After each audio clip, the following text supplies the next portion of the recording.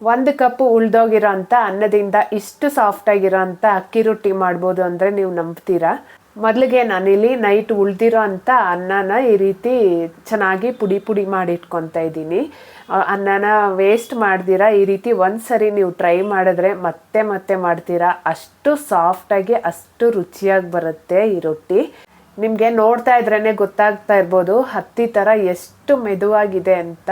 ಸಣ್ಣ ಮಕ್ಕಳಿಂದ ವಯಸ್ಸಾಗಿರೋರು ಸಹ ಇದನ್ನು ಆರಾಮಾಗಿ ತಿಂದ್ಬಿಡ್ತಾರೆ. ಯಾರಿಗಾದ್ರೂ ಮಾಡಿಕೊಟ್ರೆ ಅಂತೂ ಇದು ಉಳಿದಿರೋ ಅನ್ನದಿಂದ ಮಾಡಿರೋ ಅಂಥ ರೊಟ್ಟಿ ಅಂತ ಸಹ ಗೊತ್ತಾಗಲ್ಲ. ಅಷ್ಟು ಚೆನ್ನಾಗಿರೋ ಅಂಥ ಈ ರೊಟ್ಟಿ ಮಾಡೋದಕ್ಕೆ ಮೊದಲಿಗೆ ಉಳಿದಿರೋ ಅನ್ನನ ಮಿಕ್ಸರ್ ಜಾರಿಗೆ ಹಾಕ್ಕೋಬೇಕು. ಹಾಗೆಯೇ ಈ ಅನ್ನನ ರುಬ್ಕೊಳ್ಳೋದಕ್ಕೆ 1/4 ಗ್ಲಾಸಷ್ಟು ಮಾತ್ರ ನೀರು ಹಾಕ್ಕೊಂಡ್ರೆ ಸಾಕು. ಇದು ತುಂಬ ನುಣ್ಣಗೆ ರುಬ್ಬು ಬಿಡಬೇಕಂತೇನಿಲ್ಲ, ಒಂದು ಸ್ವಲ್ಪ ತರಿಯಾಗಿದ್ದರೂ ಪರವಾಗಿಲ್ಲ. ಆದರೆ ನೀರು ಮಾತ್ರ ಜಾಸ್ತಿ ಹಾಕ್ಕೋಬಾರ್ದು. ನೀರು ಜಾಸ್ತಿ ಹಾಕ್ಕೊಂಡ್ಬಿಟ್ರೆ ಮತ್ತೆ ಅಕ್ಕಿ ಹಿಟ್ಟನ್ನು ಜಾಸ್ತಿ ಹಾಕಬೇಕಾಗತ್ತೆ. ಸೊ ನೋಡ್ಕೊಳ್ಳಿ, ಸ್ವಲ್ಪನೇ ನೀರನ್ನು ಹಾಕ್ಕೊಂಡು ಈ ರೀತಿ ರುಬ್ಕೊಂಡಾದ್ಮೇಲೆ ನಾನು ಮೊದಲಿಗೆ ಒಂದು ಅರ್ಧ ಕಪ್ಪಷ್ಟು ಅಕ್ಕಿ ಹಿಟ್ಟನ್ನು ಹಾಕ್ಕೊಂಡು ಚೆನ್ನಾಗಿ ಮಿಕ್ಸ್ ಮಾಡ್ಕೊತಾ ಇದ್ದೀನಿ. ಇಲ್ಲಿ ಅಕ್ಕಿ ಹಿಟ್ಟಿನ ಅಳತೆ ಇಷ್ಟು ಅಷ್ಟು ಅಂತ ಹೇಳೋಕ್ಕೇನಿಲ್ಲ, ಎಷ್ಟು ಬೇಕೋ ಅಷ್ಟು ನೋಡಿಕೊಂಡು ಸ್ವಲ್ಪನೇ ಹಾಕ್ಕೊಂಡು ಮಿಕ್ಸ್ ಮಾಡ್ಕೋಬೇಕು. ಈ ಹಿಟ್ಟಿನ ಹದ ಬಂದುಬಿಟ್ಟು ಚಪಾತಿ ಹಿಟ್ಟಿನ ಹದಕ್ಕೆ ಕಲಿಸ್ಕೋಬೇಕು. ಇನ್ ಕೇಸ್ ನೀವು ನೀರು ಜಾಸ್ತಿ ಹಾಕಿಬಿಟ್ಟಿದ್ರೆ ಅಕ್ಕಿ ಹಿಟ್ಟು ಸಹ ಜಾಸ್ತಿ ಇಡ್ಸುತ್ತೆ. ಕಡಿಮೆ ಹಾಕಿದ್ರೆ ಕಡಿಮೆ ಹಿಟ್ಟಲ್ಲೇ ಮಾಡ್ಕೋಬೋದು. ನೋಡಿ, ಇದು ವಿಡಿಯೋದಲ್ಲಿ ತೋರಿಸ್ತಾ ಇದ್ದೀನಲ್ಲ, ಈ ರೀತಿ ಚಪಾತಿ ಹಿಟ್ಟಿನ ಹದಕ್ಕೆ ಇರಬೇಕು.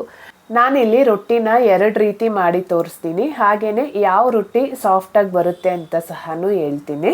ಫಸ್ಟ್ ಈಗ ನಾನಿಲ್ಲಿ ಒಣ ಅಕ್ಕಿ ಹಿಟ್ಟನ್ನು ಹಾಕ್ಕೊಂಡು ಈ ರೀತಿ ಕೈಯಲ್ಲಿ ಏನಾದರೂ ಮಾಡೋಕ್ಕೆ ಬರುತ್ತೆ ಅನ್ನೋರಾದರೆ ಆರಾಮಾಗಿ ಕೈಯಲ್ಲೇ ಈ ರೀತಿ ರೊಟ್ಟಿನ ತಟ್ಕೋಬೋದು.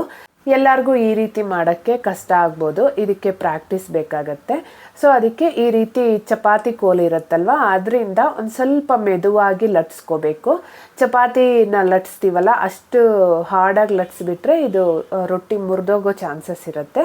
ಸೊ ಮೆದುವಾಗಿ ಈ ರೀತಿ ಲಟ್ಸ್ಕೊಂಡು ಚೆನ್ನಾಗಿ ಕಾದಿರೋ ಹೆಂಚ ಮೇಲೆ ರೊಟ್ಟಿನ ಹಾಕಿಬಿಟ್ಟು ಒಂದು ಬಟ್ಟೆನ ನೀರಲ್ಲಿ ಅದ್ಕೊಂಡು ಈ ರೀತಿ ಸ್ವಲ್ಪ ಮೇಲೆಯಿಂದ ಪ್ರೆಸ್ ಮಾಡಿದ್ರೆ ನಾವು ಒಣ ಹಿಟ್ಟು ಏನು ಹಾಕಿರ್ತೀವಿ ಅದೆಲ್ಲ ಇದಕ್ಕೆ ಮೆತ್ಕೊಂಡ್ಬಿಡತ್ತೆ. ಹಾಗೆ ರೊಟ್ಟಿ ಒಣಗ್ದಂಗೆ ಅನಿಸಲ್ಲ. ನಂತರ 2 ಕಡೆ ಚೆನ್ನಾಗಿ ಬೇಯಿಸ್ಕೊಳ್ಳೋದಷ್ಟೇ. ಇದಕ್ಕೆ ಎಣ್ಣೆ ಹಾಕಬೇಕು ಅನ್ನೋ ಅವಶ್ಯಕತೆ ಏನೂ ಇಲ್ಲ. ಹಾಗೆಯೇ ನೀವೊಂದು ಗಮನಿಸಿರ್ಬೋದು, ನಾನಿಲ್ಲಿ ಉಪ್ಪು ಸಹ ಹಾಕಿಲ್ಲ. ಅನ್ನಕ್ಕೆ ನಾವು ಉಪ್ಪು ಹಾಕಿರ್ತೀವಲ್ಲ, ಸೊ ಅದೇ ಉಪ್ಪು ಸಾಕಾಗತ್ತೆ. ನಿಮ್ಮ ಹತ್ರ ಏನಾದರೂ ರೋಟಿ ಮೇಕರ್ ಇದ್ದರೆ ಇನ್ನೂ ಈಸಿ. ಸ್ವಲ್ಪ ಎಣ್ಣೆನ ಸವರ್ಕೊಂಡು ಹಿಟ್ಟನ್ನು ಇಟ್ಬಿಟ್ಟು ಇದನ್ನು ಚೆನ್ನಾಗಿ ಪ್ರೆಸ್ ಮಾಡಿಕೊಂಡ್ರೆ ಆಯಿತು. ತುಂಬ ತೆಳುವಾಗಿ, ನಿಮಗೆ ಎಷ್ಟು ತೆಳು ಬೇಕೋ ಅಷ್ಟು ತೆಳುವಾಗಿ ರೊಟ್ಟಿ ಬರುತ್ತೆ. ಈ ರೀತಿ ರೋಟಿ ಮೇಕರಲ್ಲಿ ಮಾಡ್ಕೊಳ್ಳೋ ಅಂಥ ರೊಟ್ಟಿಗೆ ನಾವು ಬಟರ್ ಪೇಪರ್ಗೆ ಎಣ್ಣೆ ಹಚ್ಚಿರ್ತೀವಲ್ಲ, ಸೊ ಒಣ ಹಿಟ್ಟೇನು ಇಲ್ದಿರ ಇರೋದ್ರಿಂದ ಇದನ್ನು ಹಾಗೇ ಬೇಯಿಸ್ಕೊಂಡ್ಬಿಡ್ಬೋದು. ಇಲ್ಲಿ ನಾನು 2 ರೀತಿ ತೋರಿಸ್ಕೊಟ್ಟಿದ್ದೀನಲ್ಲ, ನೀವು ಯಾವ ರೀತಿ ಮಾಡಿಕೊಂಡ್ರೂ ರೊಟ್ಟಿ ಮಾತ್ರ ತುಂಬ ಸಾಫ್ಟಾಗಿ ಬರುತ್ತೆ. ನೀವಿಲ್ಲಿ ನೋಡ್ಬೋದು, ನಾನು 2 ರೀತಿ ರೊಟ್ಟಿನ ತೋರಿಸ್ತೀನಿ. ನಾನು ಚಪಾತಿ ಕೋಲ್ ಯೂಸ್ ಮಾಡಿರೋವಂಥ ರೊಟ್ಟಿ ಎಷ್ಟು ಸಾಫ್ಟಾಗಿದೆಯೋ ಅದೇ ರೀತಿ ರೋಟಿ ಮೇಕರಲ್ಲಿ ಮಾಡಿರೋವಂಥ ರೊಟ್ಟಿ ಸಹ ಸಾಫ್ಟಾಗಿದೆ. ರೋಟಿ ಮೇಕರಲ್ಲಿ ಮಾಡಿರೋದ್ರಿಂದ ಶೇಪ್ ಕರೆಕ್ಟಾಗಿ ಬಂದಿದೆ, ಹಾಗೆ ಸ್ವಲ್ಪ ತೆಳುವಾಗಿ ಬಂದಿದೆ ಅಷ್ಟೇ. ಬಿಟ್ಟರೆ ನೀವು ಹೆಂಗೆ ಮಾಡಿದ್ರೂ ರೊಟ್ಟಿ ಮಾತ್ರ ಸಾಫ್ಟಾಗಿ ಬರುತ್ತೆ.